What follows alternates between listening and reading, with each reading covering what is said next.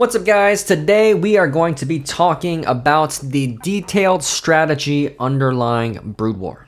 And I'm going to be doing that by sharing with you guys a snippet of my decision tree when I play PvZ Gate Expand.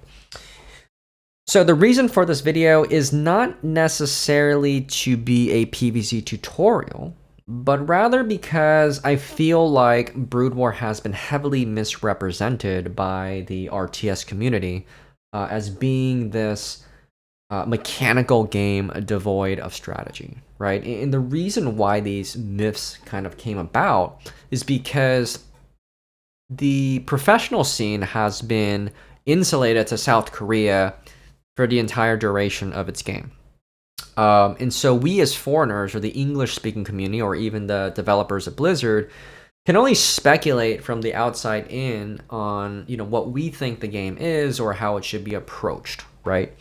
And even today, like so many people who still play the game or so many people who still watch the game for decades still don't really understand what the strategy actually is, right? So I hope you guys find this video to be helpful as a viewer and especially as a player, right?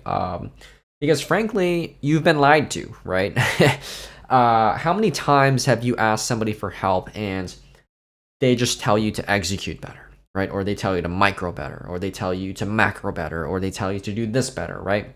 Which is not necessarily untrue, but what happens is when these myths kind of circulate, it kind of gets deep into your psyche about the game. And what happens is a lot of players, they stop thinking strategically about the game, right? Like when they lose, they just kind of think, well, I just had to execute better. And because I didn't execute better, that's why I lost, right? And that's partially true. But the problem in Brood War is no one can perfectly execute anything in any game because there's always something you can do better by construction of the game, right? So yeah, without further ado, why don't we just get right into it? We'll talk about 9 Gateway in PvZ. I put together my decision tree or a small snippet of it into this image right here. And some of you might already think like, well, what's so complicated about 9 Gate, JY? You just make a pylon, you make a gateway, make some zealots, make some nexus, they make a forge, right? You just do all these things that Liquipedia told me to do, right? And copying flat build orders is a good starting point, right? But I would not just resign yourself to just not think about why you're doing what you're doing, and not to mention the adjustments you need to make based off of what you see, right?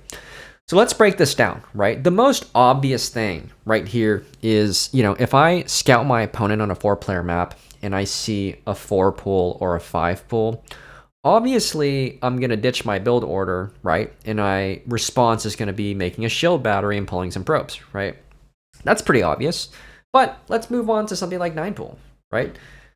Did you know that if you see 6 lings and a drone making a hatchery, it's common to make a forge wall before your nexus? That's not necessary. If you're confident in your micro, you can go ahead and just make a nexus after 2 zealots. But the key point strategically is non-stop zealot production, okay? The reason for that is I, as the Protoss player, can make zealots and probes simultaneously. But a 1-hatch Zerg must choose between drones or zealots, right? So for every ling that is made, they cannot make a drone, right? So you can deal damage to your opponent by denying drones from ever being born, right?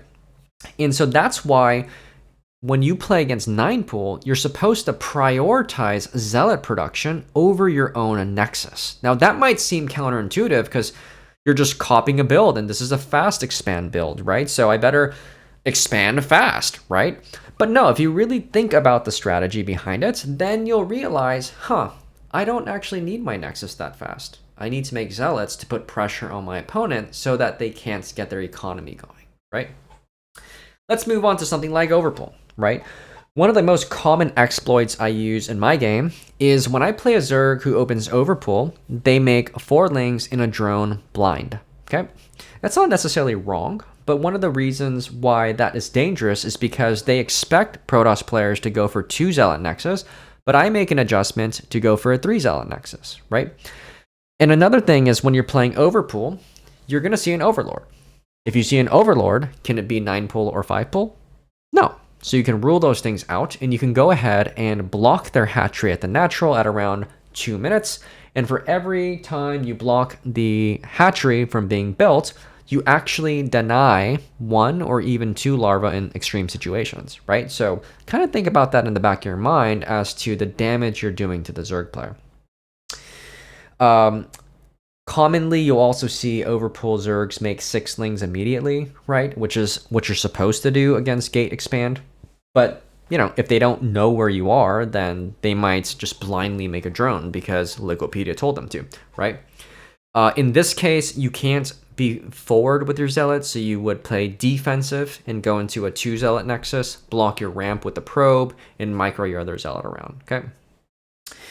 I'm not going to go over the next couple, but let's say we just move over to 11 or 12 hatch, right? I personally like to do a Gate Forge Zeal Cannon Rush, right? So if I immediately scout a hatchery being built that's not a 9 or a 10 hatch, then I throw down a Forge, I send a second probe, then I start to Cannon Rush them, and it's really difficult for Zergs to stop.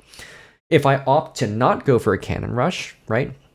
Then we'll want to play to block their 3rd hatch at around 2:30, and then we'll play into a defensive Zealot and cancel our 2nd Zealot to go into a 17 Nexus, right? Or if I decide to get offensive, I can bring my Zealot into their main base with a probe to start sniping workers, and then put my probe Zealot in the back of their mineral line to just make life difficult while I move on with the 2 Zealot Nexus back at home, okay? So this is kind of a small snippet of my thinking process in the strategic game that I'm playing in the first 3 minutes of the game, okay? And I'm not even talking about the differences I need to make when I search my opponent second or when I search them last, or the adjustments I have to make when my opponents scout me first, second, or last, right? And so you can see, even with this 9 gateway opener in the first 3 minutes, that's already 20 or 30 builds, right? And I'm not even a pro gamer. I bet you Bisu and Rain have like 50 or 70 different builds for their 1 9-gate opener based off of just like what they see, right? And I haven't even gotten into the mid game or the late game, and I haven't even talked about Corsairs or DTs or High Templars or Goons or Speed Zealots or anything like that, right? So if you really consider how deep the strategic decision tree is in Brood War, then you'll start to realize, Brood War is actually a lot more like chess, right?